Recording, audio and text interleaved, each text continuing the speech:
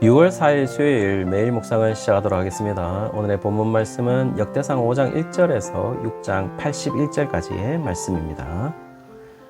오늘 본문은 먼저 5장에서는 요단 동편을 차지했던 르우벤, 갓, 므낫세 반지파의 족보를 이야기해 주고 있습니다. 그리고 6장에서는요 레위 지파를 이야기하고 있죠. 5장 1절에서 10절까지 르우벤 지파에 대한 이야기를 하고 있는데요. 르우벤 지파의 이슈는 단연코 이 르우벤 지파가 가지고 있어야 되는 장자권을 잃은 것을 기록하고 있습니다. 이유는 아주 간단합니다. 아비의 침상을 더럽게 하는 일이 발생했기 때문인 것이죠.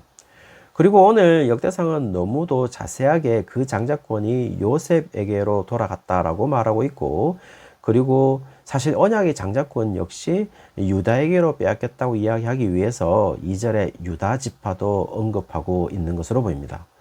그래서 루벤에게 실제적인 혈통적 장자권은 요셉에게로 넘어가고 언약적 장자권은 유다에게로 넘어갔다는 사실을 이야기합니다. 특별한 이슈는요, 10절에 보시면은 루벤 자손 벨라와 그 자손들이 길랏 동편에 거하던 하갈 사람들과 더불어 싸워서 사울 때에 차지했다는 것을 기록하고 있습니다. 5장 11절에서 22절에는요, 갓 지파에 대한 이야기를 기록하고 있습니다. 갓 지파가 정착했던 위치는 아주 좋은 위치로 보입니다. 왜냐하면 그들이 차지한 땅은 바산이라고 한다면은 비옥한 목초지로 유명한 지역이기 때문이죠. 그리고 15절에 특별한 이슈를 소개하는데요. 아히라는 이 우두머리가 세워졌다고 기록하고 있습니다. 특별히 그의 시기도 이야기하고 있는데요. 유다왕 요담 때와 북이스라엘 여로보암 때라고 한다면 그야말로 최고의 전성기 시절이라고 할 수 있을 그때에 상당히 좋은 땅에 복을 누리며 살아간다고 생각했을 것인데, 22절에는 그들이 그렇게 생각했을 수도 있었던 그때가 포로가 잡혀가기 바로 그 전까지였다. 바로 전까지는 그렇게 생각할 수 있을 것이다 라고 이야기를 해주고 있죠. 그러므로 역대기가 기록되고 이 글을 읽는 독자들에게 지금 갓 지파의 지역은 북이스라엘과 남유다가 멸망한 다음이므로 그들의 지역이라고 할 수 없을 정도로 멸망하였다는 사실을 이야기해 주고 있죠. 5장 23절과 26절까지 므낫세 반지파 이야기를 기록하고 있습니다.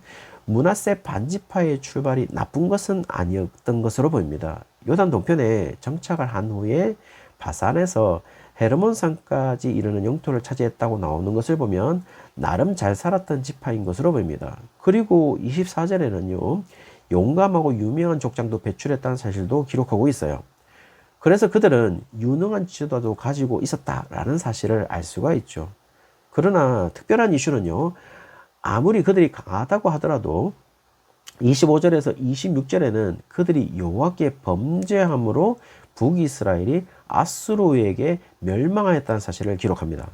그들의 강함이 그들을 지키는 것이 아님을 보여주고 있죠.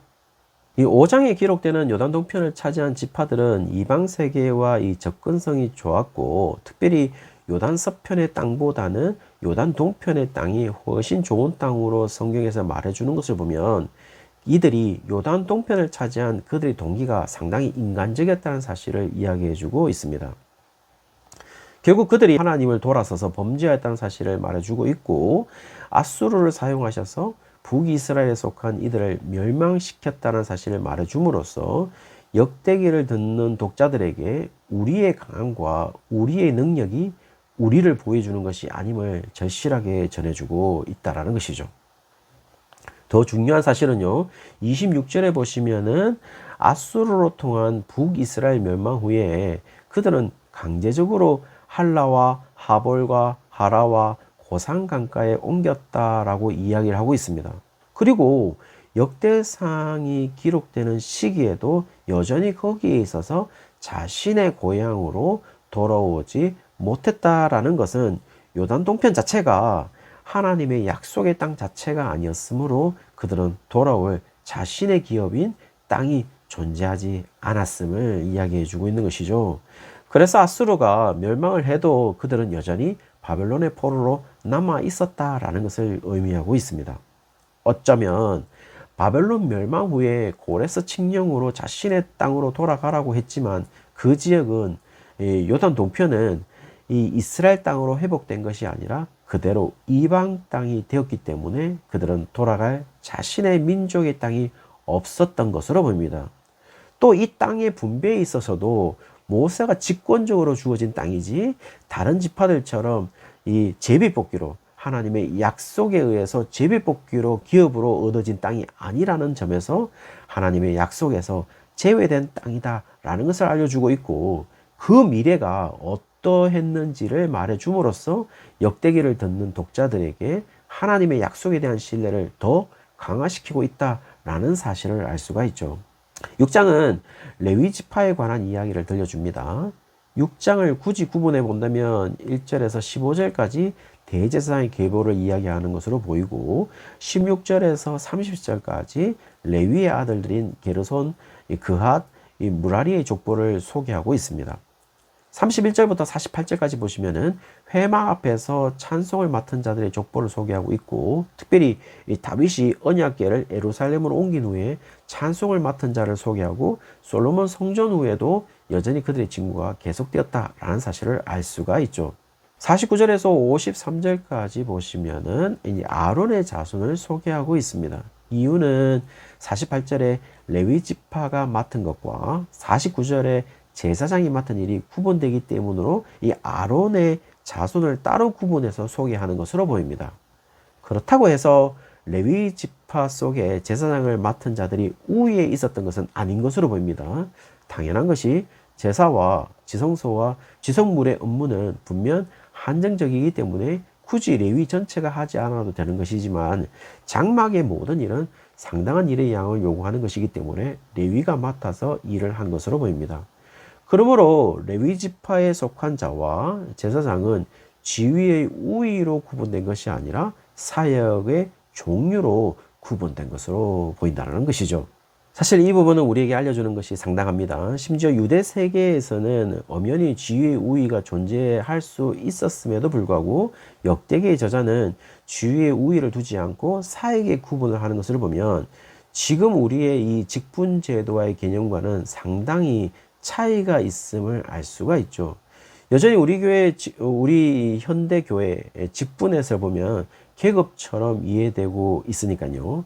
원래는 항존직의 개념도 교회에서 항상 존재하는 개념인데 그것을 개인에게 적용하고 있는 오류를 범하고 있으니까요. 모두가 계급적인 이해에서 시작되었다고 생각합니다. 더 정확하게 말하면 사실은 계급적인 이해로서 이 직분제도가 이루어진 것이 아닌데 지금 그렇게 이해되고 있다는 것이죠.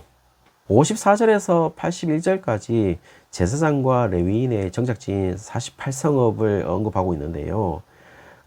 목록을 보시면 특징은 단지파 외에는 모든 지파의 거주지에 제사장과 레위인들이 정착했던 것을 볼 수가 있습니다.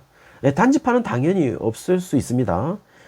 약속된 기업의 땅은 분명히 단지파에게 있었지만 아모리인들의 강한 저항으로 얻지 못한 결과를 우리가 너무나도 잘 알고 있거든요. 그렇다면은 이스라엘 전 지역에 제사장과 레위인이 정착했다라는 것인데, 그것은 레위 지파가 맡은 사역 자체가 이스라엘의 삶에서 의무와 같은 것이고, 이스라엘의 삶에서 가장 중요한 자신들이 누구인지를 인지할 수 있도록 해주는 장막과 제사의 직무를 맡은 자들로서 하나님의 백성들이 자신들이 차지한 땅에 따라 다른 삶의 형태를 가질 수 있을지는 몰라도 레위 지파가 가진 직무에 의해서 행해지는 이스라엘의 장막에서의 제사는 제사 자체가 분명 이스라엘의 삶의 중심임을 이야기해주고 있는 것이죠. 그리고 자신들이 유일하게 하나님의 백성임을 표시하는 이방인과 다른 삶의 방식을 돕는 자들이 바로 레위 지파였던 것이죠. 지금 역대기를 읽는 독자들에게 이제 그들은 약속의 땅으로 돌아가서 자신의 성전을 재건하려고 하는 그 시기에 놓여져 있습니다. 이런 시기에 가장 중요한 사람들이 누구였을까요? 그것은 아마 레위 지파였을 것입니다. 그러나 신구약 중간기의 역사 속에 그들이 제대로 된 역할을 감당했는지는 긍정적으로 답하기가 쉽지는 않습니다. 왜냐하면 그들이 제대로 된 역할을 감당했다면 AD 1세기에 이 대제사장과 제사장 그룹이 예수님을 죽이려고 하지는 않았을 것입니다. 그들은 포로 시기에 당연히 성전이 없어지므로 무직인 상태에서 성전이 가지는 중요성과 의미를 분명히 깨달았어야 함에도 불구하고 여전히 그들은 제대로 깨닫지 못했던 것이죠. 그렇게 되었을 때에 이스라엘 백성 전체가 무너지는 것을 볼 수가 있는 것이죠. 우리의 삶도 마찬가지입니다. 레위 지파가 가진 직무 자체가 이스라엘의 삶의 중심인 장막에서 이루어지는 제사라면은 그 제사는 하나님의 임재를 통한 하나님이 그들의 하나님이고 그들은 하나님의 백성임을 확인하는 것인데, 그것이 무너진다면 하나님의 백성들의 삶도 무너진다라는 것을 볼 수가 있죠. 따라서 우리의 삶의 중심은 바로 우리의 삶 가운데 레위 지파가 가진 직무들이 주는 의미, 하나님이 나의 하나님이고 나는 하나님의 백성이라는 사실이어야 되는데, 그것이 무너진다면 우리의 삶도 무너진다는 것을 레위 지파를 통해서 알려주고 있다는 것입니다. 오늘 하루, 이 하루가 이 레위 지파가 가진 직무가 알려주는 삶의 의미를 다시 한번 느끼는 날이 되시기를 주의 이름으로 축원합니다.